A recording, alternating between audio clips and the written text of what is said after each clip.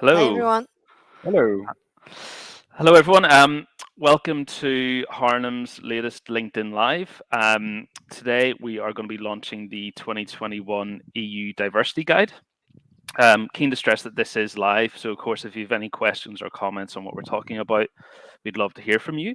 Um, You can download the EU salary guide from the link below.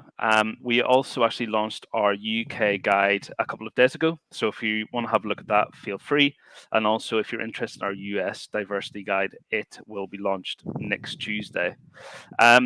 So I think a good start is probably for us all to introduce ourselves. So I'm Ewan. So I've been working at Harnham now for nearly 7 years. I initially started in the UK side of the business, but for the last 2.5 years, have been responsible for heading up and growing out our Netherlands and Nordics team. Cindy? Yes, thanks you. And hi everyone. So my name is Cindy. I've been working at Hanam for 4 years now, and I sit within the team still and specialize within digital analytics.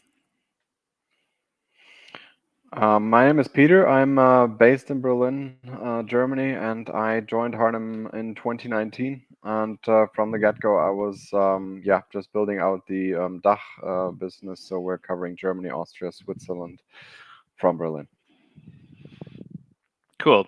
So I'll just introduce a little bit about what this guide's about, and then we'll go into a few different topics that we cover. So the good news is the diversity guide's getting a lot more established. So this is now our 4th year of running this. It's an independent survey where we had over 4,600 participants globally. That's also combined with our salary survey, which also can be downloaded from our site now. Um, Obviously, diversity is essential now. There's no argument about that anymore. And keen to stress that this isn't a roadmap to a solution, but basically just an overview of where the market's at currently across all the different regions, so that we can basically look at that and identify perhaps where things need to go. Obviously, there's no one size fits all. Everyone has different opinions and everyone has different ideas, but it's obviously a discussion worth having. So I think the first topic is probably going to be more focused around gender diversity. So I know Cindy, you want to introduce that? Yes, indeed. So based on this year's statistic, we reckon number of women has generally decreased to 22% compared to last year, with 23%, if I'm not mistaken. So we understand gender is not binary, but as less than 0.5% of respondents identified as trans or non-binary, we're only looking at those who reported female and male in order to identify macro trends. So the statistics is not allowed on the French markets. Speaking of France, so France is actually the only area that has seen the biggest increase from 26% to 28%. Back me up, guys, on that one. But Nordic stayed stable and Germany decreased, I guess, for the second year in a row. To be more specific, there was a 5% drop. But if we look at the bigger picture overall in Europe, 31% are women in the first data in analytics roles, and France, on the other hand, are seeing less. Only 10% entering the industry were women compared to rest of Europe. But well, future will be more diverse and opposite of today, I guess, as we are getting more women at entry level. Um, yeah, that is it on my side. Yeah, it's interesting that France has got the highest, but it's actually in the future it's the lowest. So perhaps that could be COVID related.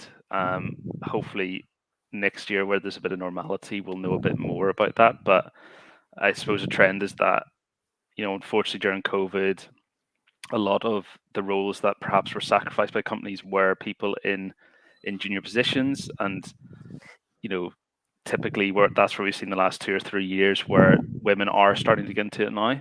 But unfortunately, if COVID and budget restrictions hit, then they're the people that are also losing their jobs. So hopefully next year there'll be a recovery from that whenever things get a little bit more stable, um, and jobs are more secure as well. Um, I see, Peter, that Germany's decreased 2 years in a row. Yeah, I mean, what I can comment is maybe two things. I think it's probably important to just realize these are also average numbers of absolute everybody who's there. I think we've seen two things. One is very positive, actually, because there used to be, and you guys see the same thing in your regions probably, very, very male heavy fields, especially technical fields, engineering, DevOps, software engineering, that type of thing, where we really, let's say, 18 months ago, there wasn't a single female in the market, basically.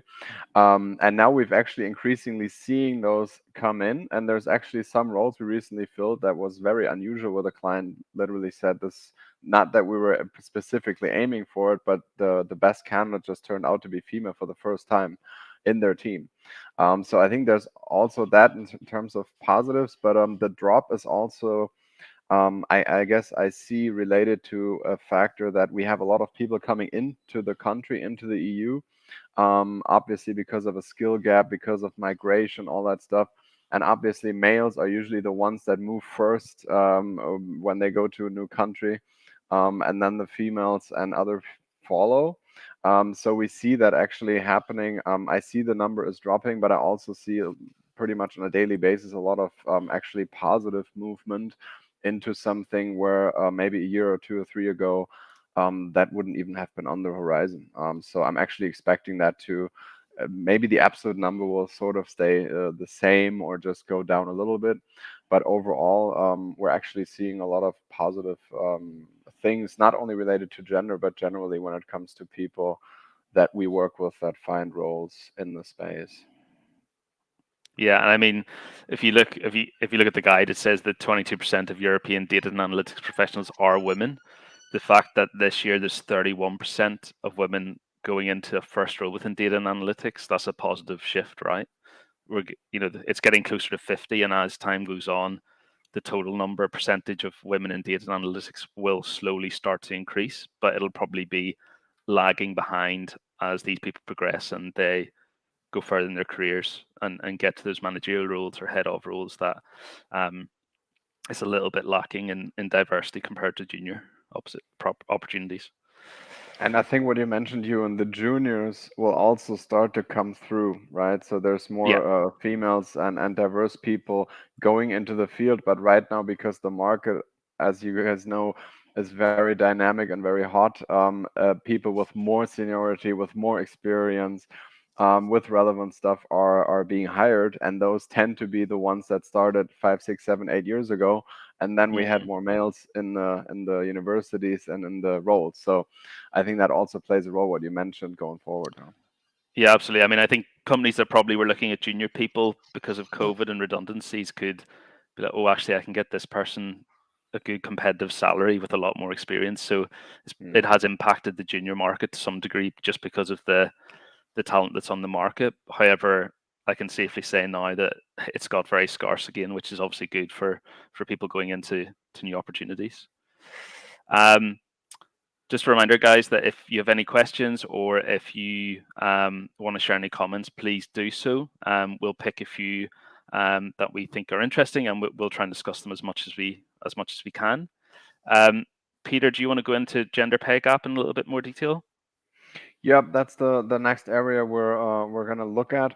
Also, just a reminder to everyone, we do have some, let's say, restrictions when it comes to how we actually raise and compile this data in different countries. As you know, the EU, it's not a homogeneous space, so there's different rules. So we just take what we were collecting and the stuff where we had a lot of data and enough to actually run analysis. That's where we came out.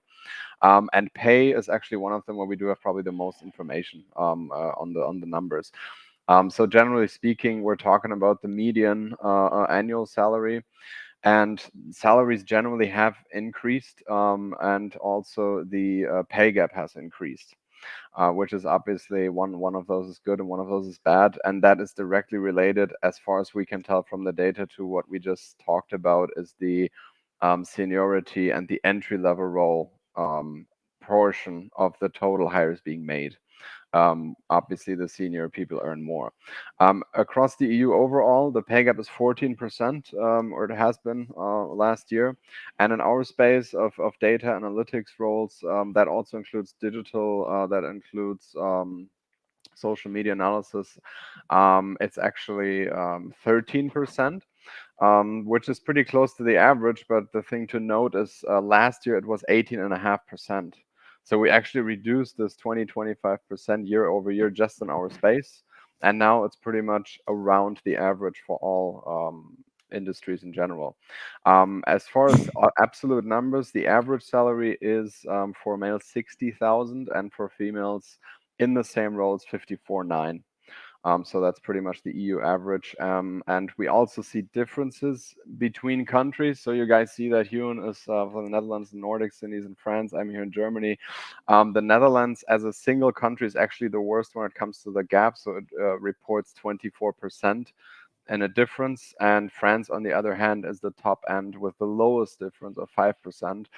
And Nordics isn't far behind at 7%. So as far as we see this, we obviously see a trend that seems to be diverging. So the female salaries are rising and closing the gap, but there isn't really a clear indication because we have pretty strong differences from the overall space and then to different countries that are moving in different directions, depending also on the types of companies hiring and the economic general situation in those places.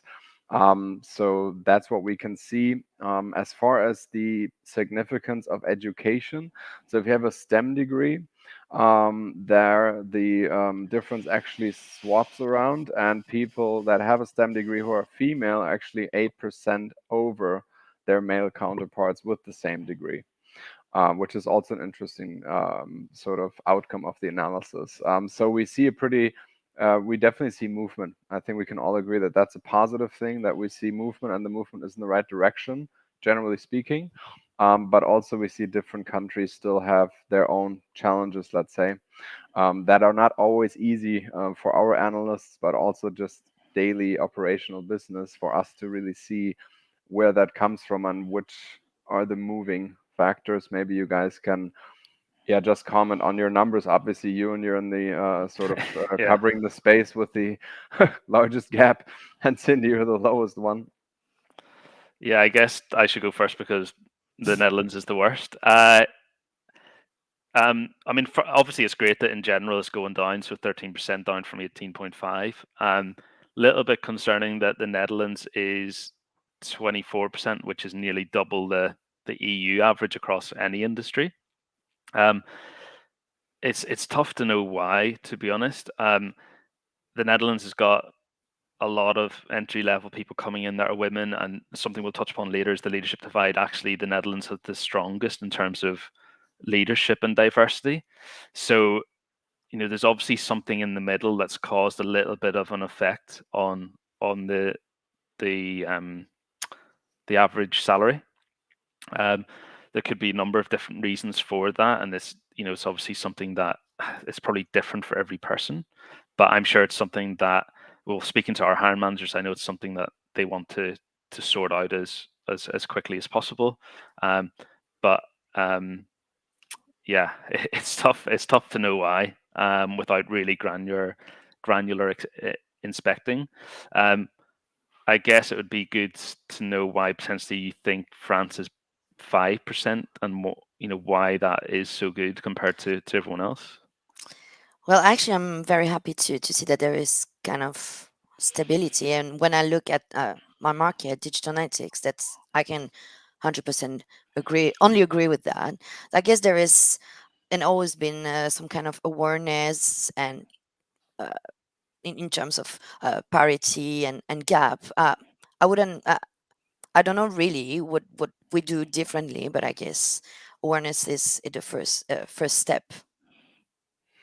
I mean, one thing that just came to my mind, also what you said, Ewan, about the Netherlands, and that's kind of a not so obvious. I'm just reminded in Germany, and Germany, by the way, is kind of in between them.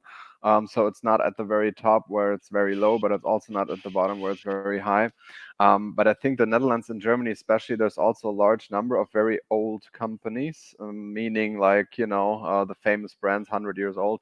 And I know from Germany, especially, most of the people there, not only for females, but for any type of staff and diverse backgrounds, they want to kind of raise salaries or lower salaries, or bring them in line. And it usually takes them a long time to do that, with works councils, with different unions, with different laws. And I'm just seeing that's probably also the case in the Netherlands. So there may just be some legacy, kind of, a lot of females maybe working in a role, and it hasn't changed in a long time. And then maybe in France, there's a lot of movement, and we know there's a lot of companies being founded there and started there, and it's kind of not as bureaucratic maybe as in Germany to start something new. And then people join into higher salary bands. Yeah. So that's just something I see in Germany sometimes when we say, hey, can we maybe change that? And they say, yeah, we would love to change that, but it's going to take us, 2 years to do that. So that could also maybe play a role. Yeah, I mean, we've had a question from Patik in terms of what factors do we think contribute to these pay gaps. Mm. It it's a very big question, to be honest, and it would probably need a lot more research. But there's a few different things potentially that could affect it. Obviously through COVID, this has been a year of uncertainty, and companies have had less budget, and perhaps naturally salaries have decreased because of that. There's more people on the market, there's more people entering the market because more people are doing STEM degrees, so the competition to offer graduates more money may actually impact these numbers for a couple of years until we get back up to levels where we are. um, it, yeah, it's a very big question. Obviously, companies acknowledge it and they're trying to change that, but I think there's so many different big factors, micro factors that contribute to that it's really hard to give specific answers on that. Just as a final comment on that, Ewan, sorry, but the question from Patik, I guess it's not necessarily limited to gender pay gaps, but also maybe pay gaps in general. And what we see a lot in Europe, especially in Germany, also is these incentives. It's kind of a government intervention, right? To say, hey, we have a lack in this area, so we need to bring in people that have these skills, and then they need to have a minimum salary. And this Mm, kind of leads to a distortion where people come in, they say, okay, this role needs to have at least this salary, and then they go into that, and usually that's below the market average still.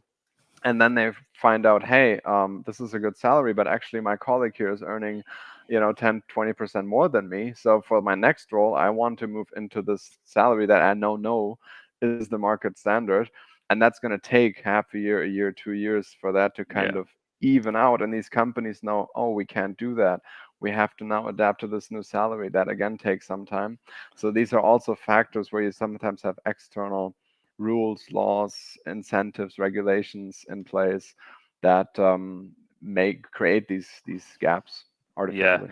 And another thing as well in the Netherlands that I've just thought of is that, um, in the Netherlands, you know, we get a lot of people who relocate, and you know, the requirement there is that you obviously need a visa, and you need to earn a certain salary to get that visa. So people are maybe getting paid a bit more than they would have done if that wasn't required. And we typically find that we do get a lot more males who are open to relocation than females. Could be various different reasons for that, but that will also bump up the average because they need to be paid that amount to be actually able to work in the country. And if if the company wants to secure them, they have to pay that, otherwise they can't hire them. So potentially that could also cause um, a skew as well. Hmm. Yes, and I see a good question coming from Anna. Where are these numbers coming from? So, a reminder for everyone, it's from our independent survey with 4,600 people. Uh, so, as similar as what we did with our salary guide, by the way, if you want to download it, it's also possible from our website on honam.com. Yeah. So that goes to our clients, candidates, and the general market as well for anyone who's in the sector that wants to find out a bit more. Um, Perhaps it's a good time then just to move on to leadership. So there's a definite decrease across the percentage of women when the seniority increases. So obviously it's great. 34% of entry level are women. That's a really promising sign. However, only 11% are currently at a head of or director level. Um, Now, I would say a lot of that is down to the legacy of how data and analytics has previously worked, where it has been a much more male-dominated area. And the good thing is that awareness is increasing, and every year more and more women are getting into analytics. So obviously, the nature of head of director roles, we're talking 10+ years experience. It will lag behind for quite a few years before we actually see that 34% getting to that senior level. But the signs are promising from an entry level perspective. Great to see the Netherlands is the highest. So 25% of businesses have an average 1 in 4 are female at leadership position.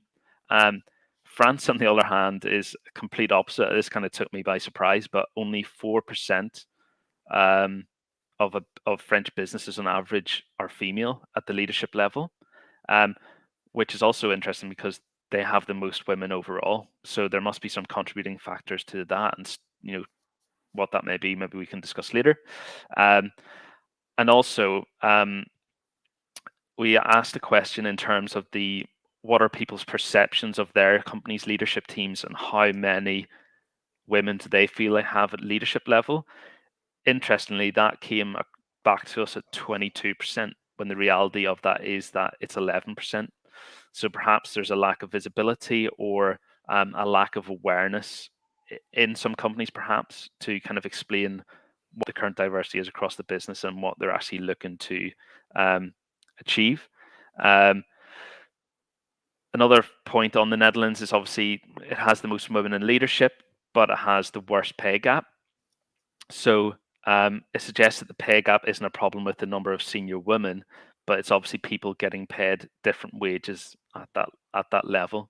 So again, there could be a number of different factors for that. It could be to do with people going on maternity. It could be to do again with the visa situation where people have to get paid a certain amount of money. But it does suggest that you know there's the capability there to get the senior people. Perhaps then it's just the salaries that need looked at in a bit more detail. And another thing that we obviously notice is that we typically find that you know males will challenge their bosses to a more intense level when it comes to salary increases and pushing for that. But I think that's also something that's changing as well as more and more women get into data and analytics. Cindy, any thoughts on why France is so low? Yes, I was quite surprised, to be fair, where only 4% of women compared to the number of women in the market. For me, it's not something I actually see in the digital analytics market. It's actually quite the opposite. So I guess it's across other expertise, to be fair. I would echo that actually for Germany. Even though we don't have that same number there, but definitely the digital space, the marketing space, is one that's very female dominated actually in Germany, right up to the leadership level. So, whereas in other more technical fields, that's definitely not the case. Another dynamic to that, which we mentioned before, is also I don't see it's probably 50-60% less, and the survey confirmed that of people moving into these roles coming from the outside, right? So in the digital and the marketing space, let's say it's people that have been in the space that come from Europe, from Germany, that know these companies and they can hire them out of the market. But when it comes to the very technical roles, you need to find them elsewhere. So we are looking all across the world and saying, hey, there's a good match. And then that person coming in again will be probably male, right? So I mean that's the other factor. But I thought what was interesting is when you mentioned the seniority. I mean, the perception of the staff being so different from what it actually is. I'm also surprised by that because I guess there's 2 points to that. I don't know how you guys see that, but I see a lot of companies very actively promoting, their openness and their willingness, while that may actually not be the case, right? It may just be very well working marketing initiatives. And we've seen that in diversity events we had in Berlin, where a lot of people said, hey, this is an important issue, but also we don't just want to know and slogans and, all the stuff around it. We just want to know, okay, what's the situation and what could we do? Now, we're not here to guide anyone on what to do, but I do know of some people and some roles that have been open for 180, 250, 320 days, where people say, hey, I need a female here, and they don't find anyone. And then it really happens to kind of affect the operations. And I know these companies then tell their staff who are asking, hey, why is this role still open? What's going on? And then maybe point to something else that's very working very well, and then creating that perception. So I think that's a very interesting question in the survey, an interesting outcome of that. Don't know if you see the same. Yeah, I think obviously we do have people who will request for female candidates. Unfortunately, our job is to provide the best candidates that we can, and also it kind of goes against the whole purpose of this. It's still got to be diverse, but done in a fair way that won't impact other people on the market as well. So it's obviously something that we speak to our people we work with, and try and educate them on that as much as possible. Yeah, perhaps another thing that to look at is maybe marketing, digital. Typically there's quite a wide variety of degrees. Obviously, if you look at data science, data engineering, they want the statistics, they want the chemical engineering, they want the physics. The the subjects that historically we found that a lot less females have done, and that is increasing. So hopefully, maybe that will mean that more people get awareness to the likes of data science, data engineering. I remember whenever I was at university, I didn't know any of this, and more and more awareness is made about it. Obviously, the more and more people that are going to go into that. So um, maybe France has put a big push in that, and they're making more awareness, which is great because more entry level people are going in, and hopefully then the leadership will grow from that. But to be honest, 4% that will take a long time to counteract. Cool. Okay. Cindy, do you want to go into age? Yes, indeed. So the market is still young, but less so. From our findings, 54% of professionals were under 35, which is actually down from 65%. Why are you asking? Uh, would you think it's because of youngers were more subject to lose their jobs? Maybe. And data analytics is fairly new.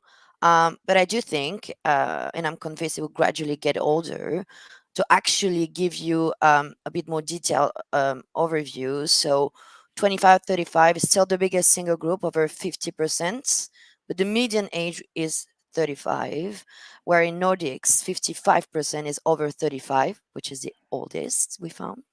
And Germany is 70% under 35, and average age is around 31, if I'm not mistaken, which is today the youngest. I don't know, what are your thoughts on that? I think the data analytics market is maturing, right? It's not going to stay young forever. It's been around for longer. Naturally, that means that the workforce gets older. So whilst there's obviously been redundancies and that has affected the junior market, as the years go on, I would expect it to become a much more mature market in terms of age and the divide there. So whilst 25 to 34 is the big single group, the median age is 25, which suggests that is the case. Why the Nordics is the oldest, I don't know, to be honest. I think it could be a number of different things. Obviously, Germany's the youngest. I'm not sure, Peter, if you know why that is, or again, it's just one of them things.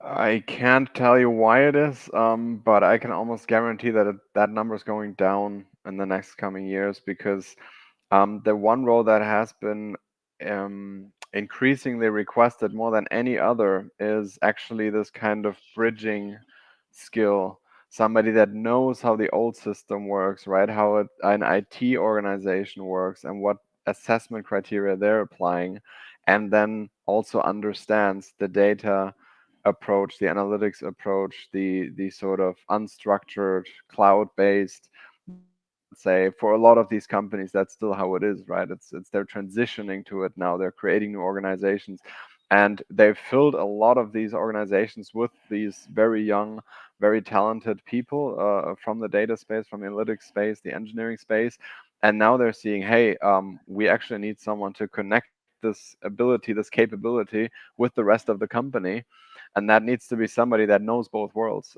Naturally, not somebody who just graduated from university. So that's just something I'm seeing now. I would almost bet next year that number is going down, not because there's less people hired, but just because increasingly that's requested more. And I mean, for the Nordics, I this is totally anecdotal, but I know some companies or people working in some companies that are also very old, and they're very disciplined and kind of plan long term, very strategic, and maybe they understand this or understood this maybe earlier than Germany, where companies tend to be very late to the party. And once Mm. they realize it, they go into overdrive, right? And maybe the Nordics, they're a bit more strategic and say, okay, this is going to be an issue. And maybe they're prepared for that. And maybe that's why they're the oldest. I mean, like I said, anecdotal, but I do see that trend. There have been a lot of young people, young talents from Germany, from all across the world, and now they're saying, okay, we need to connect these two worlds, Yeah. and really make this work. That could be a factor. Yeah. Yeah, I mean, I'd be keen to see what the UK is, but perhaps the Nordics is the oldest because they were ahead of the curve. Like you said, they saw the need for this before um, other other companies in different countries did. Um, and I think also in the Nordics, there is less companies, so there is much more competition. So perhaps that's why it was implemented earlier because they needed to get the edge on their competitors. If you compare the number of banks in Norway, for example, to the number of banks in the UK, I mean it's Hmm. hundreds of percent more, basically, with all the startups, the challenger banks, etc. So perhaps that is why. The UK age industry is 33, so yeah, younger than the Nordics as well. So maybe that's why. But But there's again, it's also, hard to say. sorry, Ewan, but something that Cindy I think touched on. I don't know if it really came across as because I think it's important with the COVID related situation that when you have a layoff, the younger ones are let go first because they don't enjoy the same protection as somebody who's been in a company 10 years. Yeah. Yeah, So that probably also played a role because we all know the economies went to totally to standstill and now coming back. But those decisions were made, and now it's kind of coming back into the mhm, balance, hopefully. And that probably also had an effect on the age of the overall workforce, let's say. yeah. And unfortunately, people that maybe were let go from analytics jobs, that doesn't mean they're going to go back into an analytics job. It could have affected them to the point whereby Yeah. they want to find a more secure uh, position to work in. So that could impact that as well. Um, we've got a question from Anna. What would be your advice for a female data analyst looking for a new role? Um, I think, back yourself, I think is probably the most important thing. I think, you know, you don't need to tick every box. And I think sometimes that can be the misconception of, I completely understand, when we post adverts, we list maybe 5 or 6 things that client is looking for.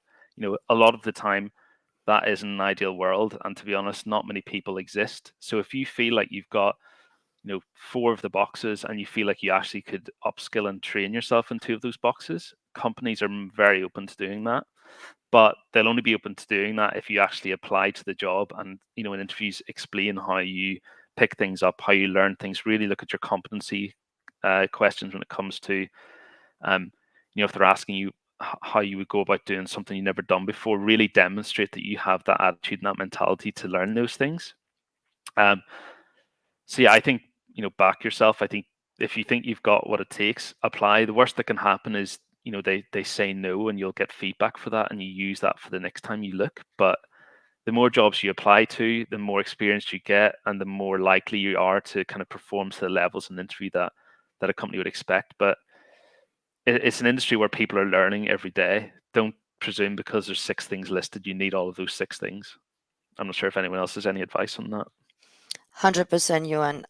Just go for it. We obviously are looking for the perfect fit, perfect candidate, perfect criterias, but also there is the uh, realistically speaking, what the market offers us. Sometimes we need to be more flexible, and this is what happened a lot of times in my markets, where at the end, all the criteria are not here, but the candidate is great because you can work on that and or do some trainings, whatever. Go for it.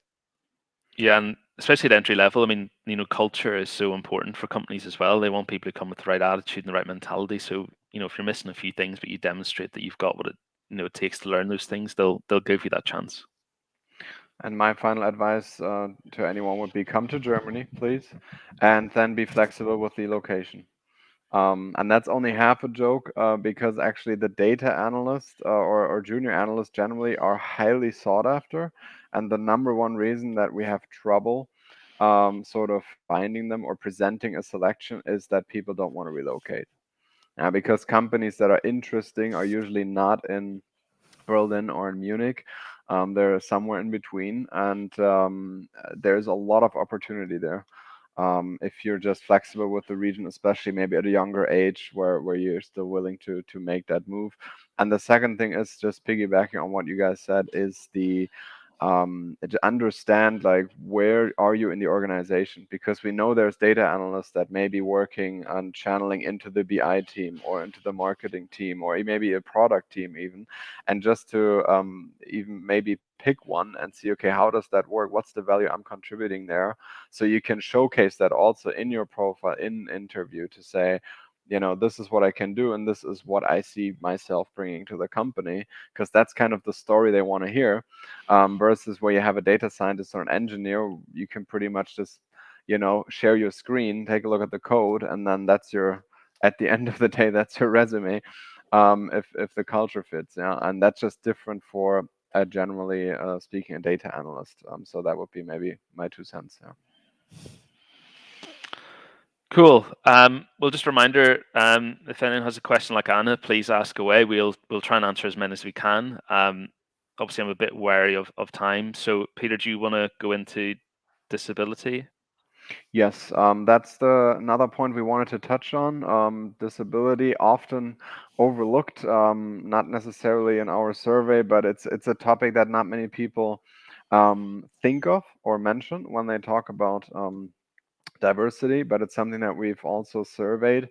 And just to get to the numbers, so it is something that is affecting 1 in 5 working age adults in the European Union. So this is a large number of people, and it's not often something that you can see. So one thing is that we have found, and this is confirmed also by other studies, that 1/3 of the people that are, so to speak, disabled have something that is not visible. It may be a cognitive or a learning disability. It may also be a mental condition that is just, stressful, or it may also be something that is a physical disability, but not necessarily, they're not necessarily not able to move or walk, but just also, have pain or other things where that maybe doesn't allow them to sit for very long, to stand for very long. So a lot of people are affected, and that's also what our survey showed. And so it's an important topic. And in the survey, actually, only 2% of data analytics professionals indicated that they have a disability. The highest number there is in Germany and the Netherlands, that are both at around 3%. And the least amount is in France at 1%. This is the numbers. I think we can all agree that the number is probably higher, the real one, because we've also seen that in some collaborations with some people who do, mental stress and deal with that type of thing because of home office, the pandemic, lockdowns, etc. I think that's come to the fore as it should, to really be discussed. But regardless of what the number is, the fact that we do so much virtually now, that you don't have to fly in and drive somewhere to go to an interview, has downsides, but also it opened up a lot of people into this to say, okay, you can do this if you have a webcam and a microphone. You can pretty much work on things. Even in the co-working space here, we have a room next to us, and all these people there, all freelancers. They're all either wheelchair bound or have another disability, and they're coding and they're working in data analytics all day, unrelated to us. But this is just something this company does to say, here's a space, it's accessible, and they're super successful. So I mean, there's, I think, different aspects to this. Not sure if you guys see that in your daily work, or maybe can comment Yeah. on the numbers that are all very low, but maybe still some observation. I don't know. Yeah, I mean, it's perhaps, whilst I know you mentioned that we expect the numbers probably be a bit higher than what they actually are there, there's obviously a disconnect between data and analytics and how accessible people with a disability feel like that is. So, um, hopefully, with home working and remote working and flexible working, that will change. But obviously, it's probably something that the industry needs to look at as a whole in terms of awareness and how can we put people's concerns at ease. If they did go into this kind of career, we would be able to cater for their needs, and be able to help them settle and have it as a career. There's definitely a disconnect there. If only 2% of data and analytics professionals are, through our survey, coming saying that they are disabled, but 20% in the population are.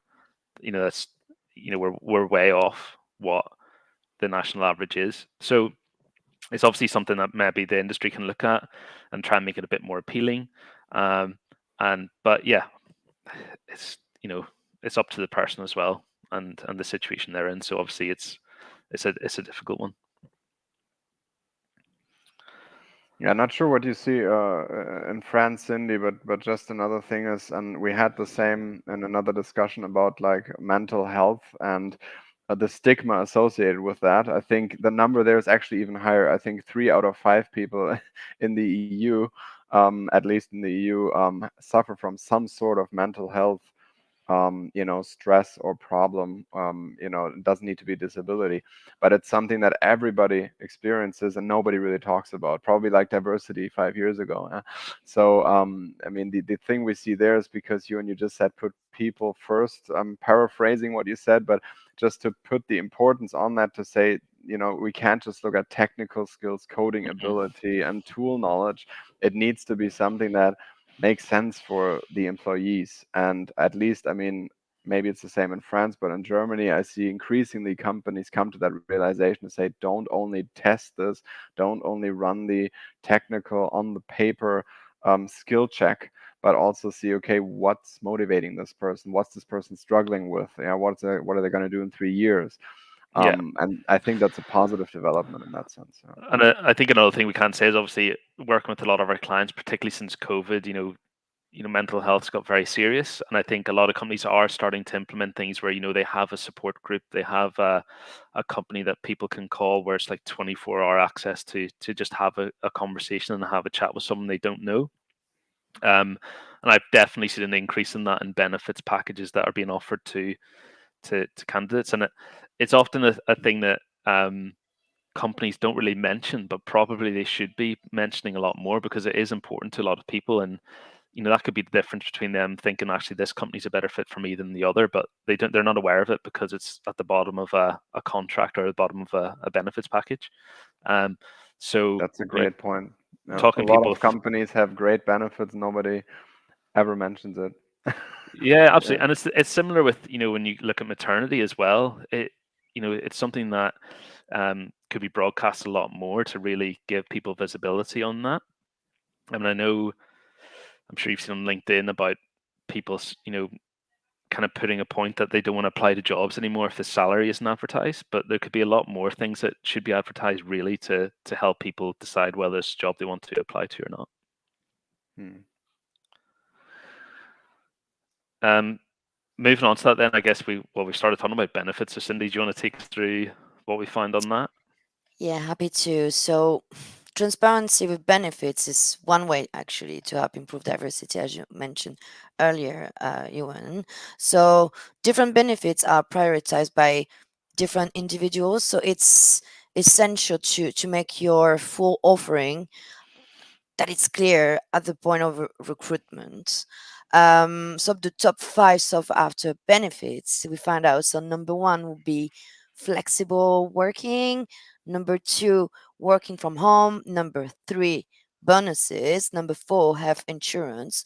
Both women and male mention the same things. The difference will be on the number five, where women will be tending more for the enhanced pension contribution, whereas men more of shares. To get back on the disabilities, so people with disabilities want obviously more flexibilities. And just to get back from France, there is obviously a lot of work to do, but uh, companies are promoting awareness. We need more flexibility on either it's working from home or in terms of hours, location. This is what works. So um, the biggest difference we actually see is on younger people, because today compared to a few years ago, they are the ones who value the more the working from home policy. And actually, on that part, if you want to find out the top benefits per region exactly, uh, reminder for you guys, you can download the salary guide that we launched earlier this year. I think that's the first time I've done this where the benefit or the top five sought after benefits were pretty much the exact same. Normally they're the complete opposite. Um, but I think that, to be honest, that's purely down to COVID Mm, and the, you know, people being able to work from home and have flexible working hours. It means that it's clearly impacting, because typically women, the top thing was maternity leave and benefits like that. Whereas now they can actually be able to work from home or work flexible hours and concentrate on the career whilst also, having a young child. And also, the partner will be able to help out with that because they're going to be at home and they'll be able to be a lot more hands-on, and it's not just the 2 weeks paternity, they're back in the office, 8 till 6, 5 days a week.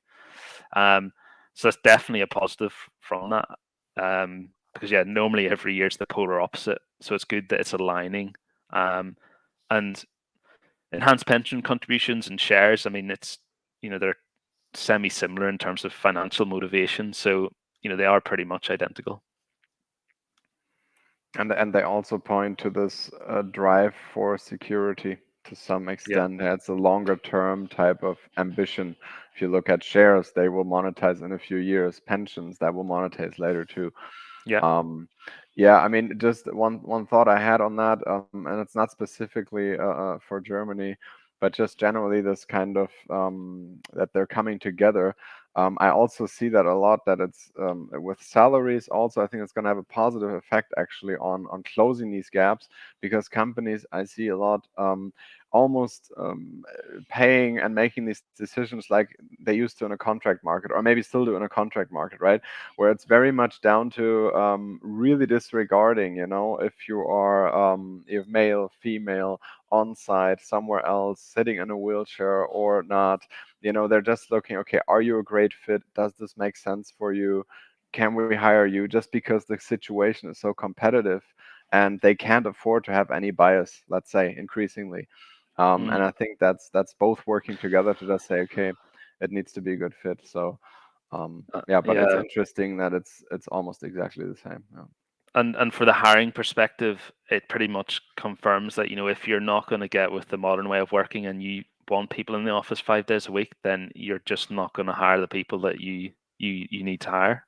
And it's definitely something we've seen a lot of, where there is still a bit of a disconnect between what the potential candidate expects and the potential hirer expects. So there definitely needs to be more realigning there. But 5 days a week in the office, you're going to hire 1% of what you historically used to be able to hire. So it's definitely something that I think companies hiring people need to look at as much as possible if they are off the pace of everyone else. That's a great final comment. If you don't have anything else, Cindy?